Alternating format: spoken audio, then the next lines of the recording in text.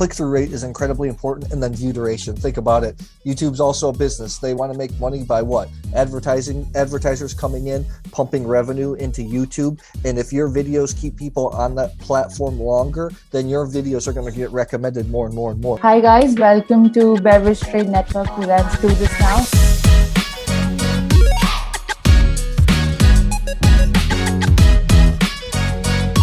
So we have Dr. Matthew with us today, who is a YouTuber, author and writer, and he'll be introducing himself now. Over to you, Sid and Matthew. Super, thanks Shreya. Thanks a lot, Matthew. So Matthew, would love to know, how you started into this, and give us a little context for our audience, and how you have positioned your YouTube as well, and how you entered into this industry. Well, basically, very short. I took a sabbatical in 2015 to travel around the world. I figured out really quickly that my next my next career should be in wine, because I spent all my money on food and wine. So that's why I started a YouTube channel. I started a website, writing books, social media. And in recent years, I've focused strictly on YouTube. But from the beginning, that's something I wanted to focus on, but I was doing too many things. To be good on YouTube, you really have to focus down or have somebody that's dedicated to it. I haven't missed an upload since I started. So my first post, I think, was December 2015. So 2023, we're coming up on 8 years of never missing a post on YouTube. It's a lot of work. Fantastic. And that's a daily? Do you do a daily post on YouTube? No. For years, it was every week. Now it's 2 times a week for long form, about 2 or 3 times a week for short form content, because now YouTube has what is YouTube Shorts, which is they're basically their competitor to TikTok. And right now, actually, I seen a stat. I think I saw 60% of total views on YouTube are now on YouTube Shorts. Wow! So it's really quite a powerful thing. Cool. Let's dive deep into what people can do now on YouTube. What's working? What's trending? Are they doing the right things? So just give us a little context, and we'll just start right with that question of, as you said, one of the things is YouTube Shorts, right? What are the 3 or 4 things that brands can do now to get maximum value out of YouTube? Right now, for virality, demand has outstripped supply of YouTube Shorts. Right now, YouTube is actually rolling out a ton of features about YouTube Shorts, about monetization. They're pushing it really hard. There's a lot of virality there. It's not maybe as focused and as condensed as a real hardcore long form video. You don't build as strong a connection, but in terms of virality, maybe putting yourself out there, if you're starting from ground zero, I would start on YouTube Shorts. And if you're already doing TikToks, Instagram Reels, it can be really easy to just repurpose those over to YouTube Shorts. And you never know, some can hit really, really well. Some can't. The predictability of the kind of views, the kind of exposure you can get on YouTube Shorts is a lot different than long form video. However, YouTube has just announced it's going to start its own search engine related around Shorts. So that's the powerful thing about YouTube versus TikTok, Instagram Reels, where that content kind of disappears or gets shelved. On YouTube, it lives forever. I know I have certain shorts that my channel is not the hugest in the world, but it is one of the biggest wine channels currently.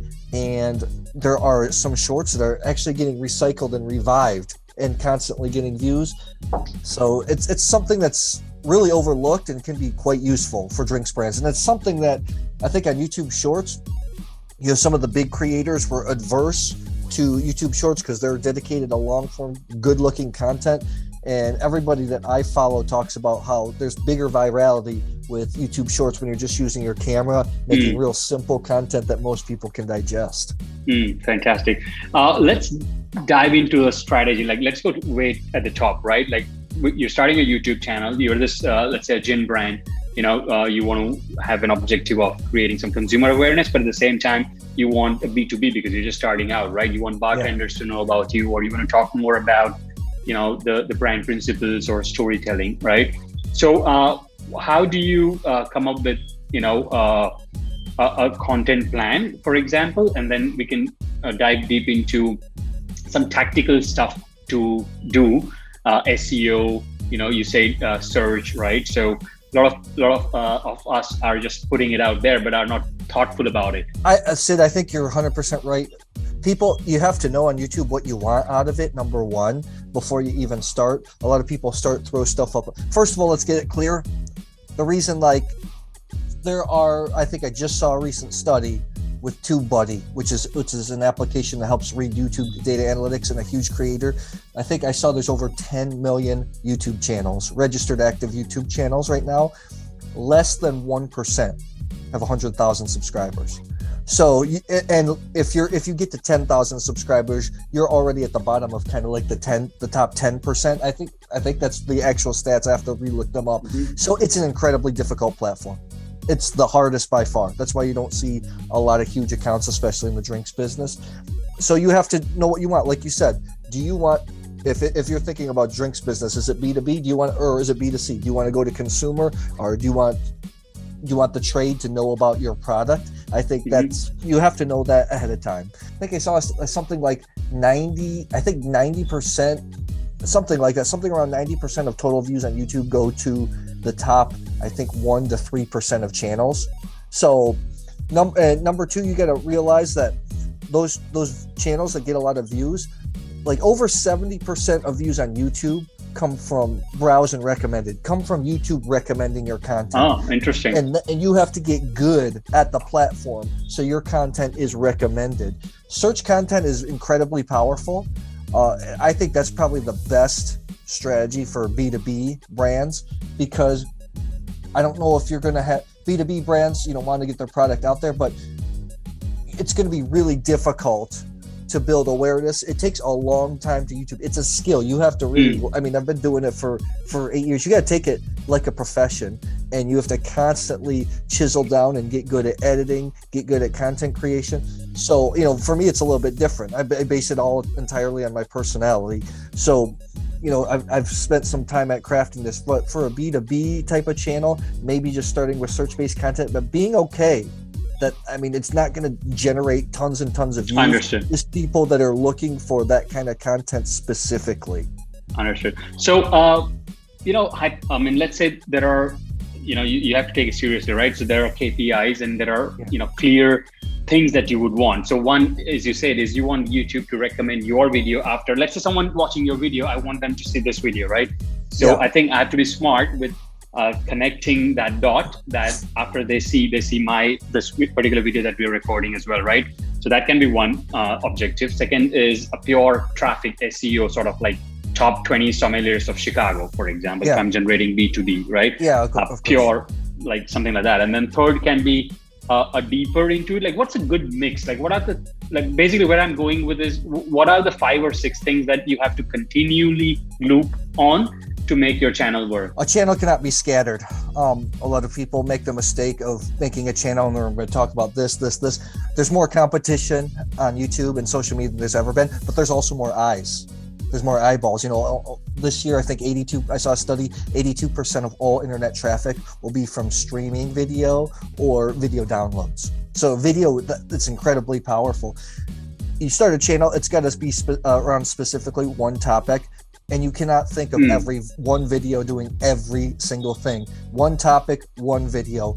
Some of the biggest YouTubers in the world spend days just coming up with a topic, title, and thumbnail. And the thumbnail is incredibly important. I know myself, I spend a tremendous amount of time doing that, because that's some of the KPIs for YouTube's constantly reading your data.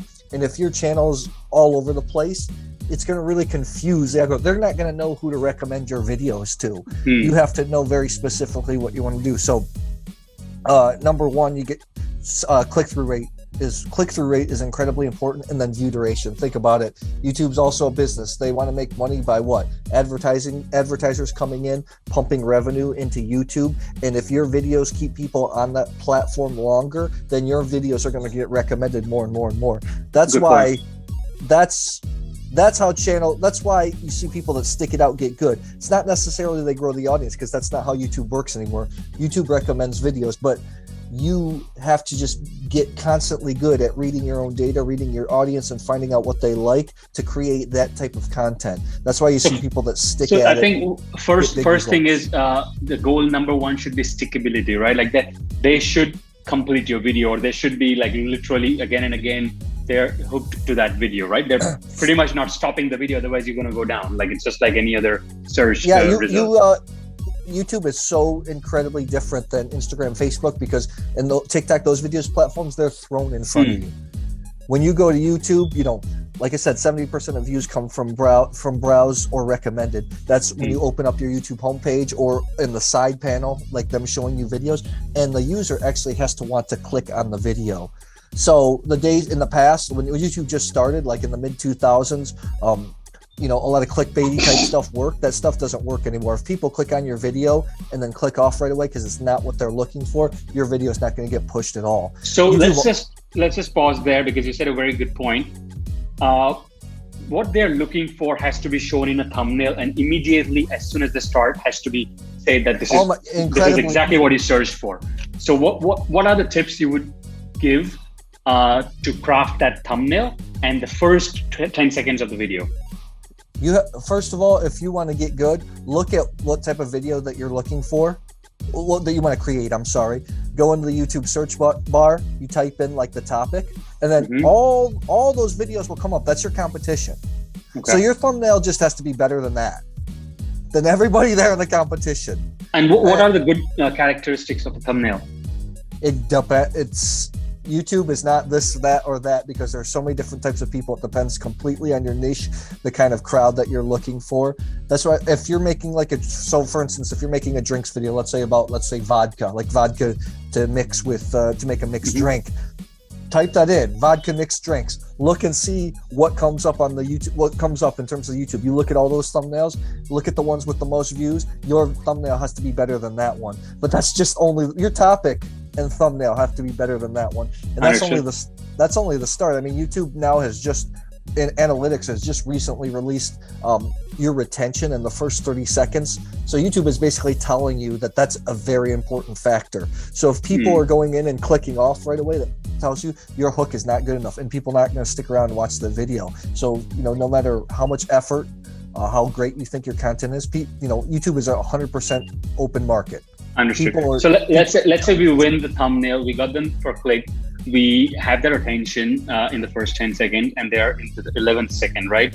And then what are the things that you use personally to get them wake up again, like get them going again? Or are there any tactical things that you put in, like a pop or a graphic, or maybe change of camera angle, to create that engagement? People these days, obviously the TikTok generation are quick. You also have to know your demographics. For instance, YouTube gives you exactly all the demographics. You look at the baby boomer generation, they don't like the quick edits and things changing all the time. That's that's who you're getting at. You're getting at young people. You gotta think TikTok, you gotta be changing. There's some huge professional videographers that talk on YouTube about their 10-second rule, that if your angle, nothing is happening on the screen each 10 seconds, then your video is not going to do well. You need to be changing up all the time. It can be with audio cues, it can be with graphics, it can be with camera angles, also with hand movement. Hand movement is incredibly powerful. Another mistake that people make, I made this for a long time. I didn't know, my first 5.5 years on YouTube, I was just throwing content up there, posting and praying, just hoping it would work. It wasn't until the last 1.5 years that I really took it seriously. For instance, my channel just crossed 1 million total views and over 550,000. So over half of that has come within the last year because of all the work that I've started to take it more seriously.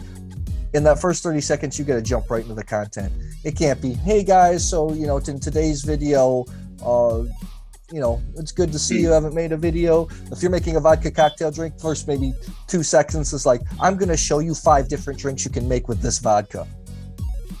It's got to be, you got to get right into the content. Otherwise, people's time is valuable and they're going to click off right away. Competition is high. They'll find a different video. They'll find a different creator to follow. What about the closings? You want to close well, right? As you say, you gave a good example of opening. What about a couple of good examples of closing where sort of you not only have them interested and loyal to you, and then they click on your other videos, or maybe just any closing tips? Yeah, call to action. So you got to know what your video is. Is your purpose to sell a product? Is your purpose just to entertain? Is your purpose to get them to another video? Once people start hearing the language where it sounds like you're closing, they will click off right away.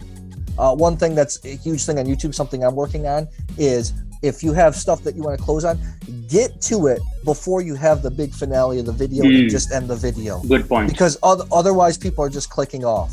And that hurts your retention overall. And this comes with art. This comes with skill. You got to learn. You got to learn about storytelling. Even if you're not telling, a typical like making a movie story, so to speak, if it's just a talking head video, if it's just about a specific product, there has to be a hook, there has to be a backstory, there has to be a little bit of conflict, a little bit of tension, there has to be a resolution. Otherwise, people are not going to stick around. Today, you look at what's available on technology, especially the new iPhone. Mine's an X, but now you have the 14. The cameras are incredible. Everybody has access to making decent to above decent quality videos, and what's going to separate people nowadays is storytelling. How good are you at crafting a story? Give us some practical things that people can do.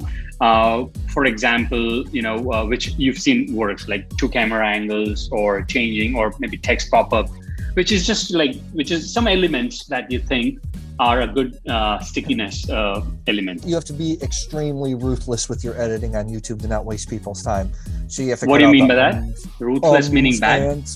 Ands, buts. It's got to be quick, punchy. Text pop-ups are really huge. If you find that your video is dragging for too long and there's maybe 13 seconds without anything happening, a text might pop up. You see in the pot, like Bon Appetit, they're a huge channel on YouTube. They have a sommelier, a big drinks thing, and what they come up with a lot of times is a text will pop up with information, so the person on camera doesn't have to talk about every single thing. It's just an add-on. It's just basically additional value given on. That's huge. And changing camera angles is very, very useful, especially if you're doing a talking head video. You follow the typical cinematic view. You usually change to a 30-degree angle off to the left or the right. These are all fine little things. It's not easy. Like, it's a full to do a high quality YouTube video. It takes a tremendous amount of work. Know how to do. What about background, color of t-shirt, or any props that you recommend that can create a good screen? Well, it depends. I mean, if you're doing if you're a drinks company, maybe a bar is just is perfect. True. And don't reinvent the wheel. Use this. They have color schemes. There is the color wheel. You can look for complementary colors, opposing colors, or if you get lazy, look at sports teams or big brands like fast food. They've done all the work. They've shown you which colors are attention grabbing. What is a good workflow, to design a nice video strategy, right? I'll tell you about me, maybe that can help other people. So what we have is, we have the production team that we call just purely who are the software people. They can't have business context, right? So let's say this particular video, what's going to happen is, there will be a thinker who I will just have some notes, will be just writing nicely what happens, what happened in this call, and then the production guys will make it live, and then there will be a social media digital person who will be distributing it. So 3 people at least, and I'm the 4th one. What is a good workflow that you suggest? For wineries, distilleries? YouTube is different than any other platform. I think the mistake I've seen, because the YouTube content around drinks and brands for the most part is pretty, especially wine, is pretty below average. Some alcohol, distilled spirits, they have higher budgets, so sometimes they can be good. But YouTube is completely different than traditional media. You can't make a corporate style videos generally are not going to be that interesting to people that are on YouTube. So you have to have somebody, I would say that you have to have somebody that consumes YouTube, that knows YouTube, knows what works, what people are looking for in your demographic, and then you design things around that.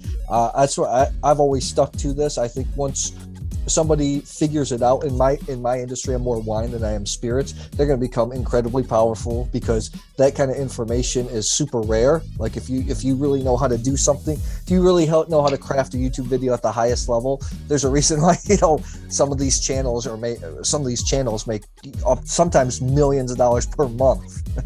because they've gotten so good at crafting videos and getting eyes on their content for brands or themselves or their own products. One good question that came in mind, maybe we can practice as well, Matthew, is chopping this macro content into 3 or 4 micro pieces, right? Yeah. Is it bad for algorithm of YouTube? Like, let's say if I'm going to ask you 2 more questions and I'm going to actually chop it later on, right? So one example can be, let's throw in this, like, what is that one video a gin brand can make to help their bars with more awareness in this holiday season? I don't work at YouTube, so this is everything that I've learned from personal experience and from following some humongous creators, have personal relationships with huge creators that have helped me out a lot.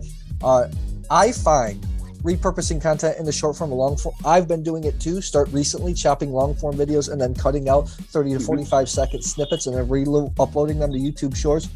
I don't know if that hurts your algorithm. I've noticed I've had some success with it. Number 2, this is the type of content that I consume on YouTube Shorts. At first, I was very apprehensive to YouTube Shorts because I, used to traditional YouTube horizontal video. I want it to look good. But what I've noticed that I consume a lot of YouTube Shorts, and the kind of content I consume is exactly that. Important points of long form videos or big creators I respect that have maybe broken it down into 30, 45 seconds. What is a good wine video that people can make during Christmas? Be great. Like top 5, something that would work really well. Top 5 wines to recommend for Christmas dinner or Thanksgiving. Top 5 wines that pair with turkey. Then boom, boom, boom. You label them up. That's a video just like that. Thanksgiving dinner is incredibly difficult. So there's so many dishes on there. So, you can have something like Pinot Noir with the turkey, maybe with something with the casserole or the cranberry sauce, for instance, maybe something like a dry Riesling to cut the acidity will cut down some of the sweetness. You're going to have that pumpkin pie. So break out some Madeira, some sherry, and boom, there you have a video topic. If a winemaker has to introduce to the community on YouTube, what's a good introduction a winemaker can do on YouTube? I've seen it in other niches, and I think it's something that could be incredibly powerful. If a winemaker got on and created a channel and talked about the winemaking process and his own region, like the history, everything behind, not necessarily his or her own brand, but the kinds of varieties they use, the history, the culture, what wine means to that specific part of the world. Because people, people never want to be sold, but people want to be informed. They want to extract value. True. If you're giving them value, they're going to give you value back in return. I have never seen that done. I used to run a lot of rooms on Clubhouse when Clubhouse was in its heyday, audio-based application. I ran some of the biggest wine rooms, and one of my best guests, famous producer called Gravner, makes these brilliant orange wines, and she didn't say one thing about Gravner. She talked about Ribolla Gialla, the grape variety she uses, the technique, the fermenting wines in big amphora, Georgian Quavery, the history around Friuli Venezia Giulia, where she's from, what wine means to that region. And it was by far, you could see in the analytics, fewer people left the room. There's more engagement. People were staying there. People were listening.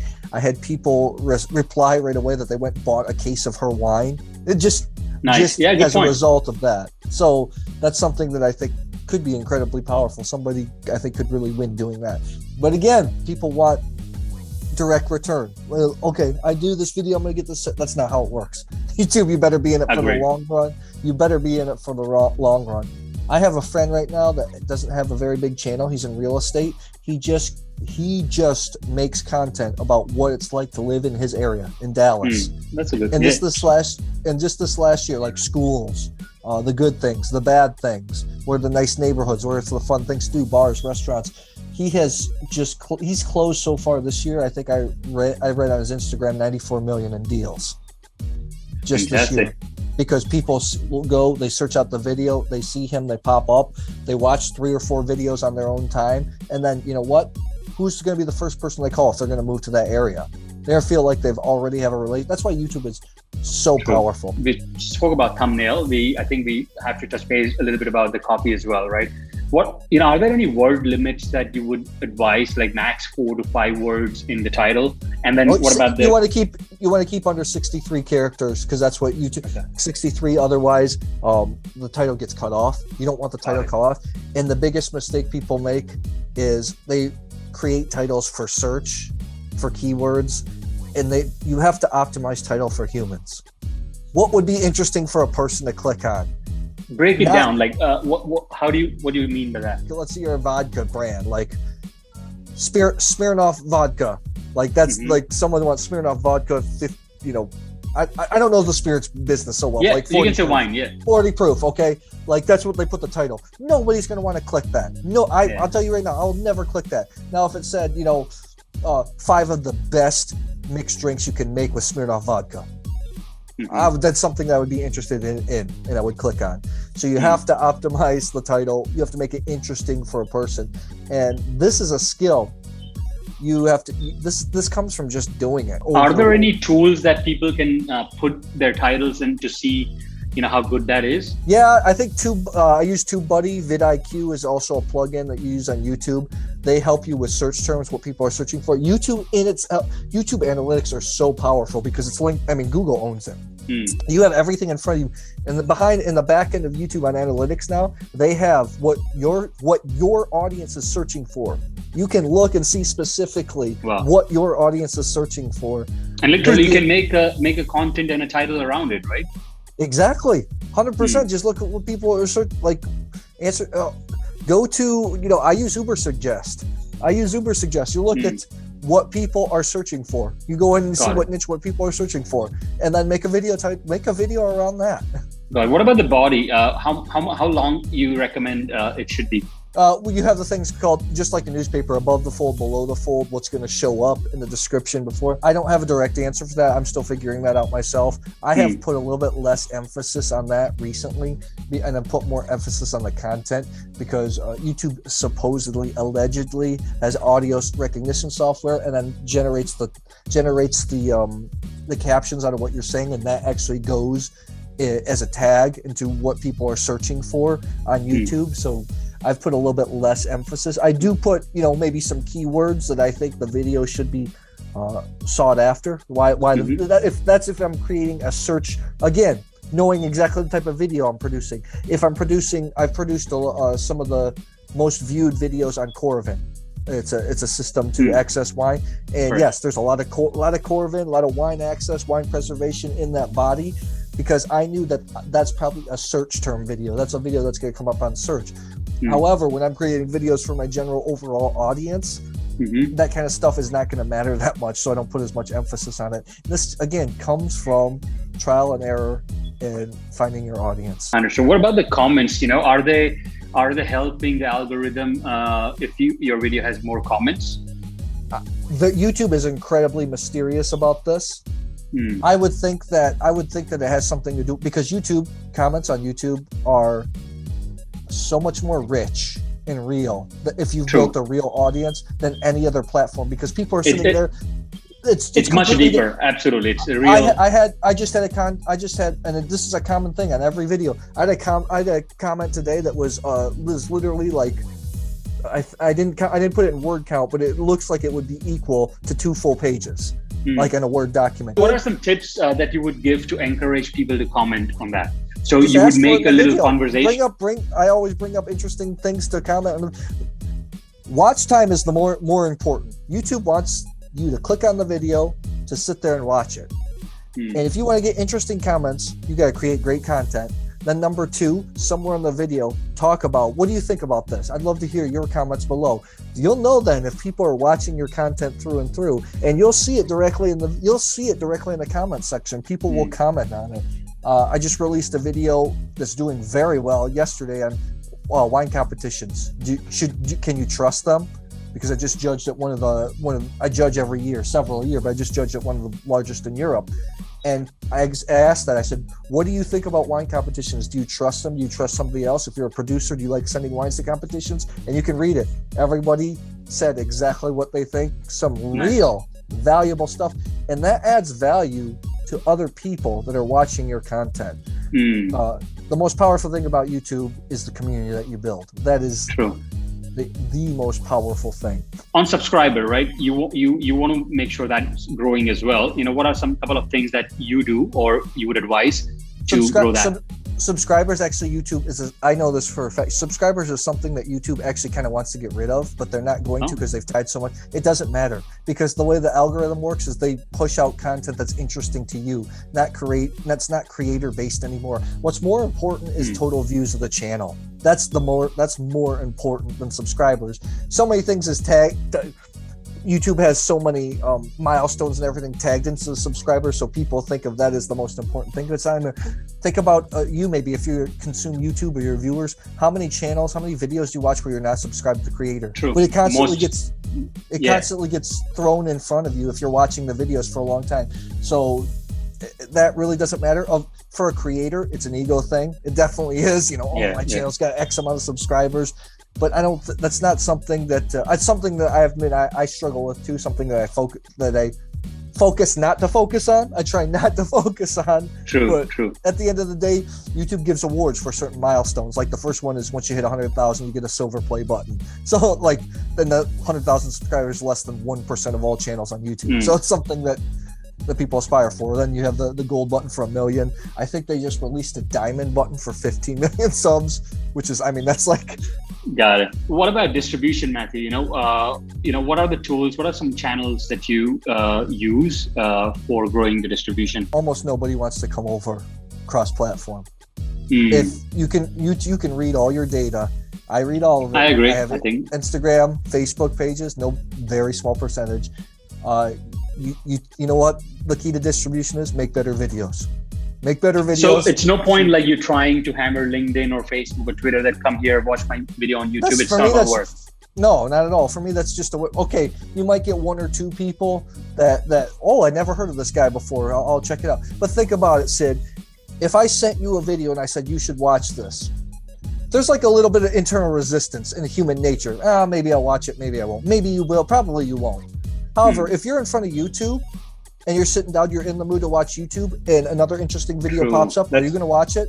Yeah. That's a good point. You're already in that mindset of video watching. Yeah. That's why 70% of views on YouTube come from browse and suggested, from YouTube recommending the content. So for distribution, get better at making videos that people want to watch. Embedding videos and creating blog posts. Is that still working? Is that still a thing? I do that. I used to do that when I used to write twice a week on my website. I don't anymore because I just figured out I'm not going to be the best writer in the world. What I think I can do is I think I can make the best wine videos in the world. Not there yet. Not saying that I'm there yet, but that's the goal. So I started doing that. Again, you can see if you're getting views from embedded other websites. It's not ridiculously big, unless maybe I have a couple channels that I followed because I follow a lot of channels just to see what's working. And if I see something like there's a channel in the drinks niche, I'm not going to call them out by name. I see they're getting, a couple thousand views per video, but there's no comments in them at all.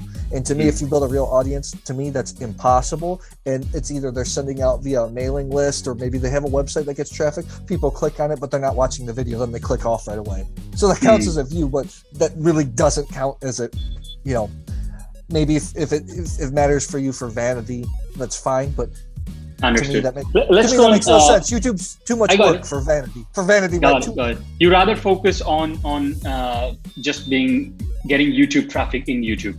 Exactly. 100%. Got it. You made this video, for example, or anything that you made this week. Now, how do you plan? Like next 10 videos, you already have a plan to keep the continuity, or what's your planning process? I do this full time, so I have all the time for it. I know I have 20 videos in queue that I've already done, and I've got 20 that are planned out that I'm just, for me, I depend entirely on samples because I do this full time.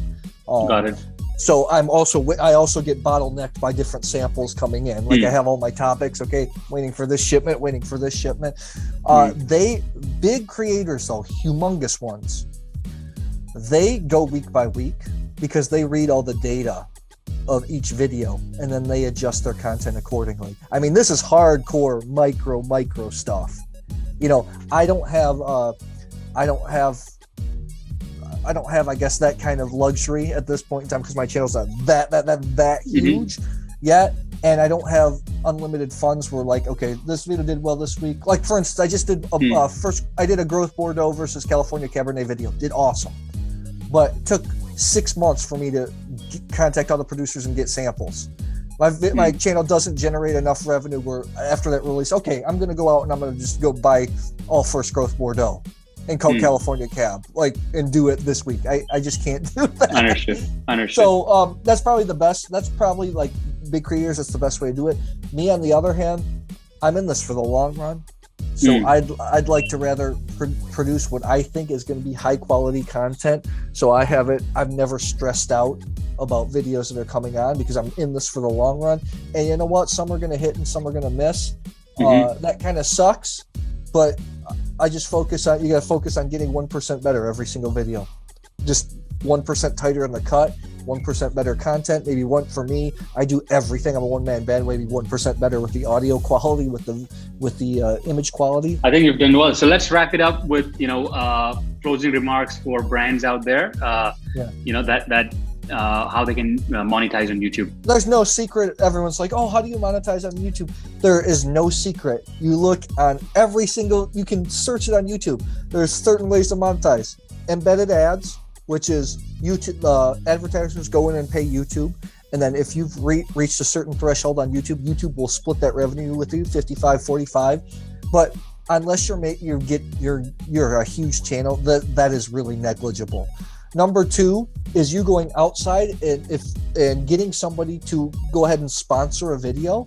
Maybe it's another brand. Like for me, I'm a creator. Let's say I had a Scotch brand wanted to get in front of my audience. They go out and say, okay, we're going to pay you X amount for a 15-second or 30-second shout out within your video. So you actually create a commercial within your video like traditional media. That's number two. Number three, affiliates, which can be incredibly powerful. I had a Corvin video. I used to be an affiliate with them. I'm no longer anymore, but if people would click on that link, buy a Corvin, I would get a cut of that. Affiliate links are incredibly powerful. Number four is creating your own products, whether it be real digital merchandise, or maybe if you're a drinks brand, maybe creating some kind of mixology kit. Like, again, I'm not in the drinks business, and selling that specifically. In the past, when I used to write more, I had my own books and videos dedicated to wine regions around those books, and that would constantly sell books. If you're in coaching or something, or if you're a drinks business, maybe you're selling some kind of this would be a good idea. Maybe selling some kind of e-course on how to become a bartender, how to mix. You can just put that link below and sell that. And then maybe 100% paid video. Like somebody goes in and says, I've got 4 on my channel where I had brands, regions come in and say, we're going to give you X amount of money. You're going to produce a video about the region. For me specifically, personally, the way I work is I say, okay, I will do it, but I have 100% control over the freedom of the content. You have no say in what goes in the video. You're just paying for time on the channel, my time to go there and produce video. But, some people you probably could get a lot more money if you're doing bespoke content. We want you to say this. They go in and they pay you and you produce it. But at the end of the day, for any of that to work is you have to have some kind of influence. You have to create really good content within your certain niche, because then there's no point of somebody going in and making that investment.